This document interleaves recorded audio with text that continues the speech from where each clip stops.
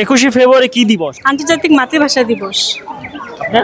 মাতৃভাষা দিবস, আন্তর্জাতিক মাতৃভাষা দিবস। শিওর? আন্তর্জাতিক মাতৃভাষা। ডাক্তার শুনে বলছেন? না না, ওকে। কত সাল থেকে 21শে ফেব্রুয়ারি শহীদ দিবস হিসেবে পালিত হচ্ছে? 1952, 1953, 1954, 1955?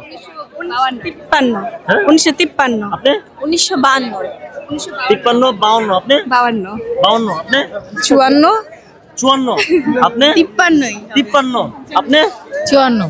54, 52, 53, 54, 55? আমি আসলে কনফিউজ আছি, সঠিকটা বলেন প্লিজ। আমি আবারও বলছি প্রশ্ন, কত সাল থেকে 21শে ফেব্রুয়ারি শহীদ দিবস হিসেবে পালিত হচ্ছে?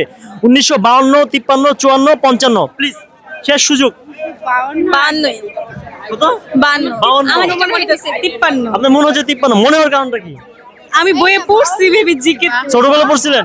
না, রিসেন্টলি পড়ছি। আচ্ছা, আপনি বলছেন কত? 53। 53? আপনি? 52। 52? আপনি?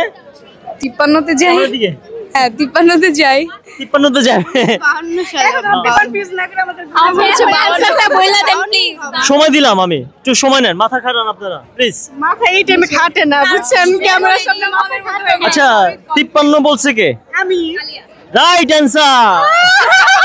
আপনি কবে পড়ছিলেন? আমি রিসেন্ট জিকে পড়ছি। আমি জিকে ওই যে অ্যাডমিশন টেস্টের জন্য জিকে পড়তাছি। আচ্ছা আচ্ছা আচ্ছা, okay, thank you so much. Ziaur Rahman মৃত্যুর আগে কে প্রেসিডেন্ট ছিলেন? অপশন দিবেন? অপশন দিলে তো পেরে যাবেন। এরশাদ। একজনকে যাই। ওদের কাছে জিয়াউর রহমান মৃত্যুর আগে কে প্রেসিডেন্ট ছিলেন? উনিই ছিলেন। জি, উনিই ছিলেন। আচ্ছা, আপনার অ্যানসার রাইট অ্যানসার আমি 2 মিনিট পর বলতেছি, আপনি বলেন। জিয়াউর রহমান মৃত্যুর আগে কে প্রেসিডেন্ট ছিলেন? প্লিজ চিন্তা করি, আমরা চিন্তা করি। জিয়াউর রহমানই ছিল। কেন ছিল?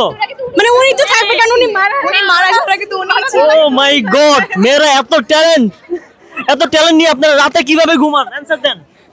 রাতে আমরা পড়তে পড়তে ঘুমাই। না, হয় না এটা। হাতে বলেন। ঘুমায়। বাতি বন্ধ করে ঘুমাই? হ্যাঁ।